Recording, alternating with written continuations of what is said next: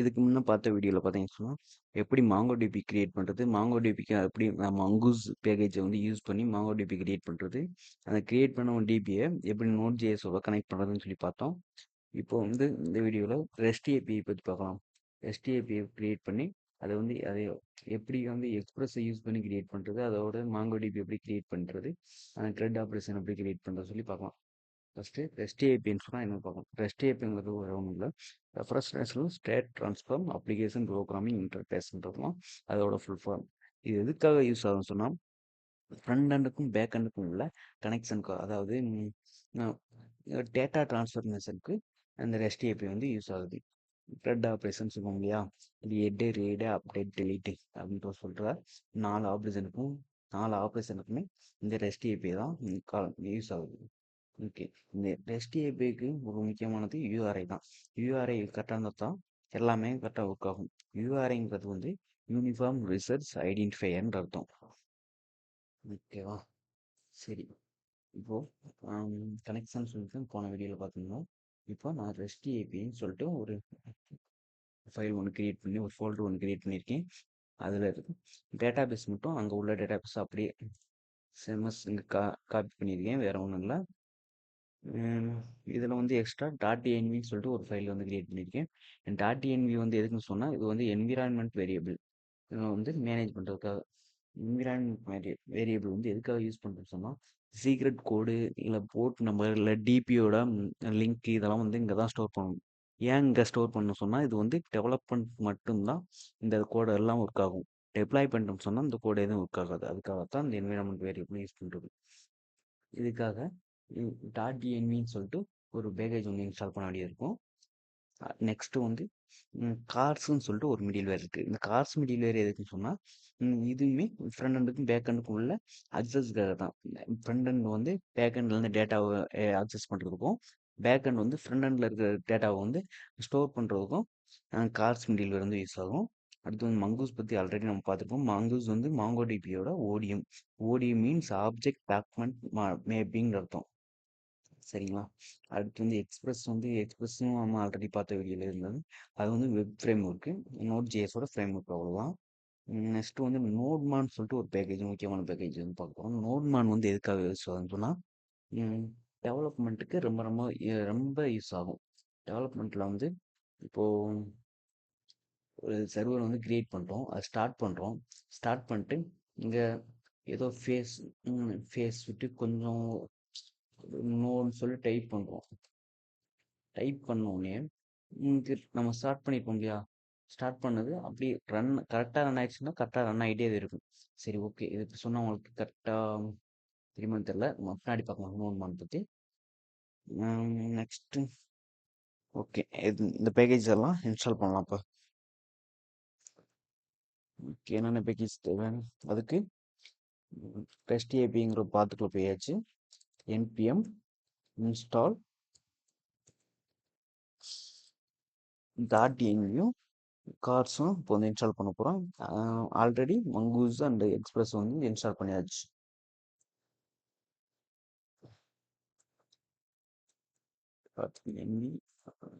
Cars இந்த install பண்ண package வந்து பேக்கேஜ்.json போனோம்னா உங்களால் பார்க்க முடியும். கார்ஸ் அண்ட் .env இன்ஸ்டால் பண்ணியாச்சு. நெக்ஸ்ட் வந்து நோட்மான் இன்ஸ்டால் பண்ணிக்கலாம். npm install -save -dev nodman. இது எதுக்காக -save -devன்னு கொடுக்கணும்னு சொன்னால், இது வந்து dev dependency-யாக தான் இன்ஸ்டால் ஆகும்.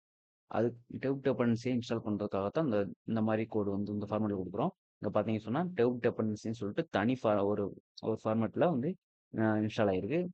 cars.env பார்த்தீங்கன்னு சொன்னால் dependency-ன்னு சொல்லி போயிருக்கும். இந்த cars.env இதெல்லாம் வந்து வேற ஒரு பர்பஸ்க்கானது. இது வந்து ரீசெட்டுக்கு மட்டும்.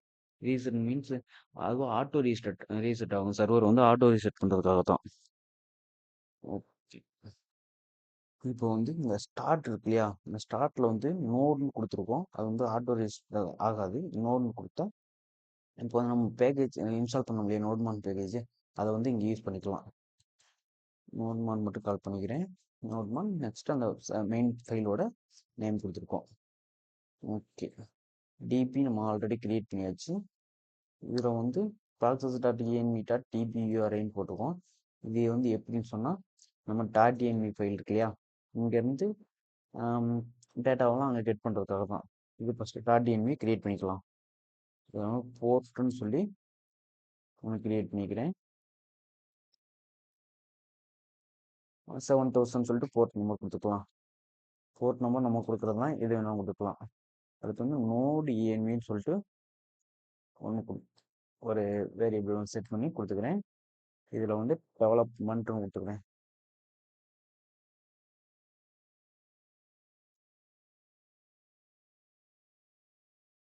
அடுத்து வந்து DB URI, DB underscore URI. இங்கே வந்து மாங்கோ டிபி இருக்கு இல்லையா, அதோட ஸ்ட்ரிங்கை வந்து நம்ம வந்து போட போகிறோம்.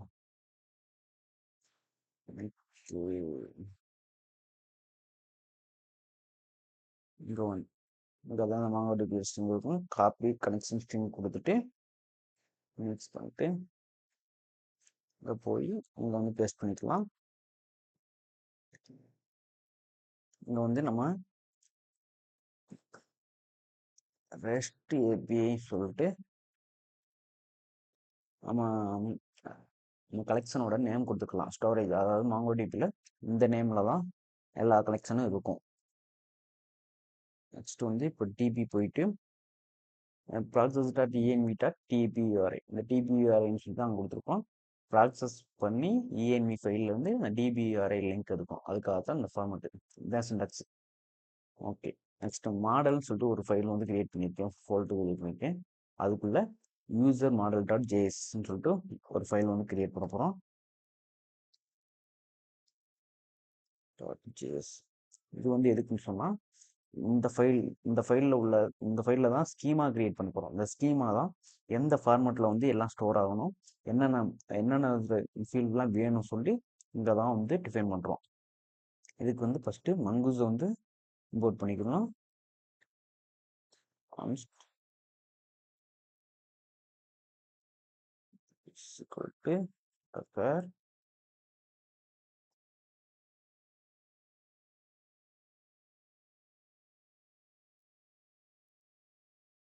நீ பார்க்கும்போது டிஃபால்ட்டாக அடுத்தடுத்து சக்ஸஸ்ன்னு வருதுங்க இல்லையா, இது வந்து வேற ஒன்றும் இல்லை, ஒரு எக்ஸ்டென்ஷன் தான்.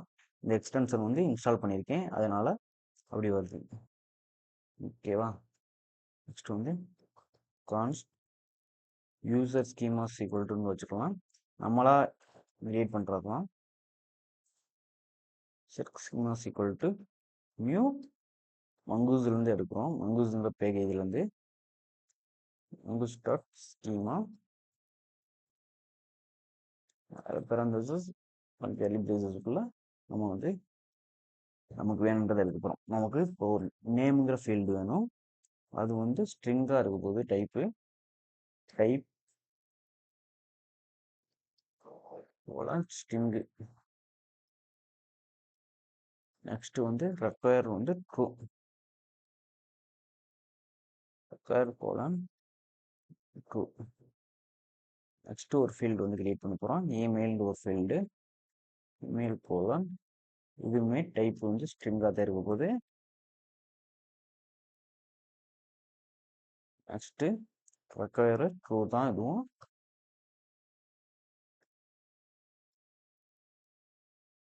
நெக்ஸ்ட் ஒரு ஃபீல்டு வந்து கிரியேட் பண்ண போகிறோம், டிபார்ட்மெண்ட் சொல்லி.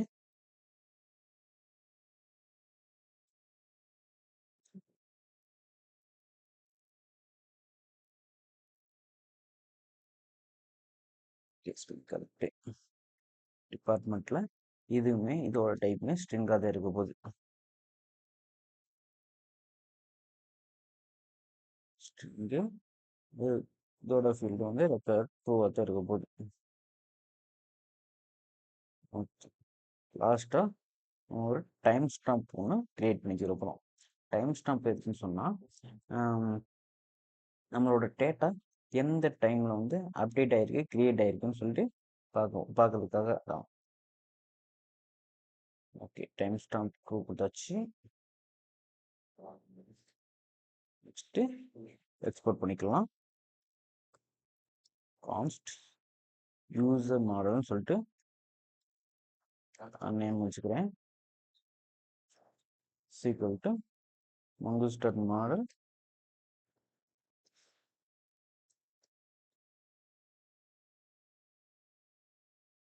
இங்கே வந்து நம்ம யூசர்னே கொடுத்துக்கலாம். யூசருங்கிறது வேற ஒன்றும் இல்லை, நம்ம அங்கே டிபியில் வந்து இந்த நேமில் தான் டேட்டாவெல்லாம் ஸ்டோர் ஆகும், அதுக்காக தான் இந்த இது. அதுக்கப்புறம் யூசர் ஸ்கீமான்னு சொல்லிட்டு நம்ம கிரியேட் பண்ணியிருக்கோம் இல்லையா, இந்த நேம் வந்து இங்கே வந்து கால் பண்ணிக்கிறப்போம். அவ்வளோதான். இப்போ வந்து எக்ஸ்போர்ட் பண்ணிக்கலாம். Module dot exports equal to user மாடல்னு சொல்லிட்டு கிரியேட் பண்ணிக்கலாம். ஓகே, இப்போ வந்து ஃபார்மேட் பண்ணிக்கலாம். கண்ட்ரோல் ஷிஃப்ட் ஆல்ட் எஃப் அமுக்கணும்னு சொன்னால் கோடு வந்து ஃபார்மேட் ஆகிடும். இப்போ வந்து மாடல் ஸ்கீமா ஃபைல் வந்து கிரியேட் பண்ணியாச்சு. நெக்ஸ்ட்டு கண்ட்ரோலர் ஃபைல் கிரியேட் பண்ணலாம். நெக்ஸ்ட் வந்து சர்வர் ஃபைலை வந்து நம்ம வந்து கெட் பண்ணி ரன் பண்ணிடலாம். இந்த சர்வர் ஃபைல் வந்து ஆல்ரெடி நம்ம கனெக்ஷன் சொல்லி கிரியேட் பண்ணியிருந்தோம் இல்லையா, அதில் வந்து எடுத்து இதில் போட்டுக்கிறேன். இதில் போட்டு ஓகே, இது சாரி கரெக்டான கோடு கிடையாது. இப்போ ஃபைல் பார்த்தாலும் மாறிடுச்சு இல்லையா, அதனால நம்ம புதுசாக கிரியேட் பண்ணிக்கலாம். கான்ஸ்ட் எக்ஸ்பிரஸ் ஈக்குவல் டு ரெக்கர்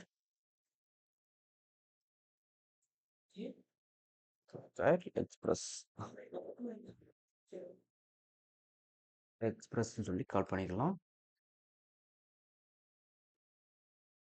இது வந்து ஸ்ட்ரிங்காத்தையும் கால் பண்ணணும்.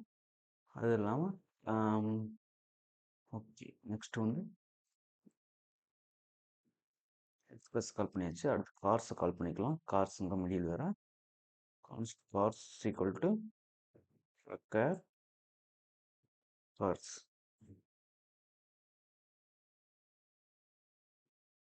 கால் பண்ணியாச்சு. நெக்ஸ்ட் .env கால் பண்ணிக்கலாம். .env equal to require parentheses codes .env.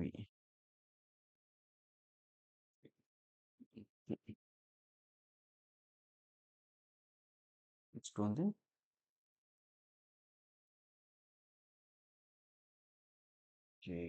Plus வச்சு ஆப் கிரியேட் பண்ணிக்கலாம். அதுக்கு முன்னே .env ஃபைலை வந்து இங்கே வந்து இம்போர்ட் பண்ணிக்கலாம்.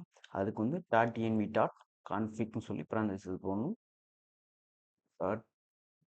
.env.config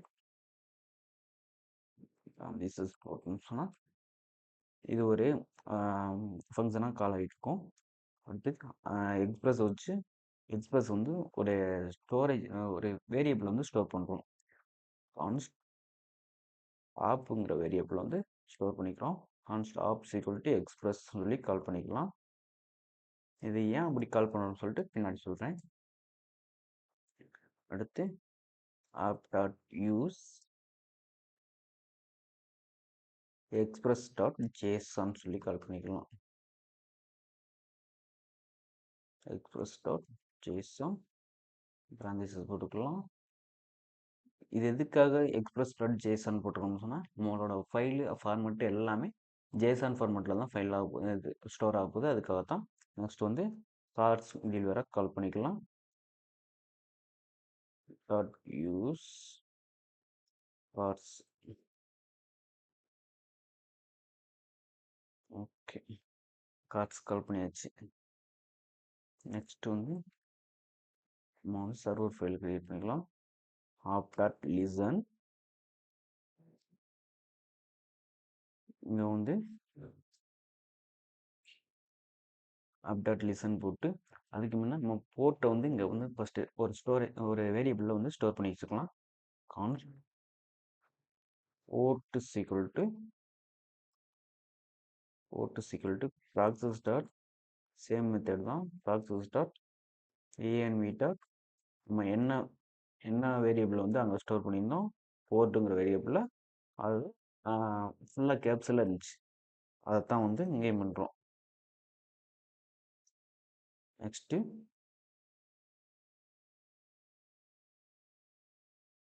நோடை வந்து கால் பண்ணுறோம். கான்ஸ்ட் நோடு மட்டும் இங்கே வச்சுக்கலாம். அந்த நோடு ENVன்னு இருக்குது இல்லையா, சேம் மெத்தட் தான். Process dot ENV dot node ENVன்னு சொல்லி கேப்ஸில் போட்டிருந்தோம். No ENV. ஓகே. ஏன்னு சொன்னால் டவுட்டாக இருந்தோம்னு சொன்னால் ENV ஃபைல் போய் பார்த்துக்கலாம். போர்ட்டு போட்டிருக்கோம், நோடு ENV போட்டிருக்கோம், சேமஸ் இங்கே கால் பண்ணியிருக்கோம். ஓகே. இப்போ வந்து ஆப் டாட் லிசன் இந்த போர்ட்டை வந்து இங்கே கால் பண்ணுறோம்.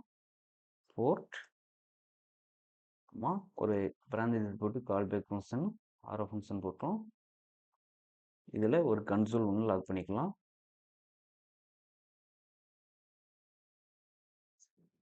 கன்சோல் போட்டு பேக்டிக்கில் பண்ணுறேன். ஆப் இஸ் லிசனிங் ஆன் போர்ட்னு போட்டுக்கலாம். Is listen LISTENING listening on port. அந்த போர்ட் நம்பர் வந்து இங்கே வர்றது மாதிரி அதுக்கு வந்து டாலர் சிம்பிள் யூஸ் பண்ணி கேர்லி ப்ரீசஸ்க்குள்ளே போர்ட்டு கொடுக்கணும். போர்ட்டு கொடுத்தோம்னு சொன்னால் அந்த போர்ட்டோட வேல்யூ என்னமோ அங்கே இருக்கிற வேல்யூ என்னவோ இங்கே வந்து கெட் பண்ணி கொடுக்கும். ஏன் நோட் அதே தான். இது டெவலப்மெண்ட்டில் இருக்கா இல்லை ப்ரொடக்ஷனில் இருக்கான்னு சொல்லி காமிக்கிறதுக்காக தான் இந்த நோட் வந்து கிரியேட் பண்ணுறது. ஓகே. இப்போ வந்து இங்கே கேப்ஸ்லேயே போட்டோமா? ஓகே. அங்கே நம்ம ஸ்மால் லெட்டரில் தானே கால் பண்ணியிருக்கோம். ஓகே. இப்போது நெக்ஸ்ட்டு வந்து இங்கே வந்து டிபி பையில் வந்து கால் பண்ணிக்கலாம். Connection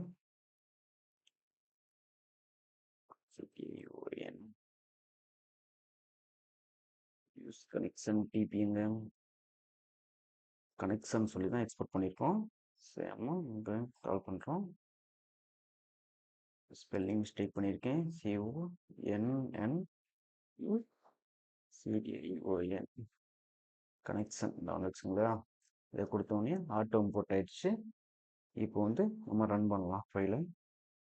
npm start ASTRT. Okay, file சக்ஸஸ்ஃபுல்லாக ரன் ஆயிடுச்சு.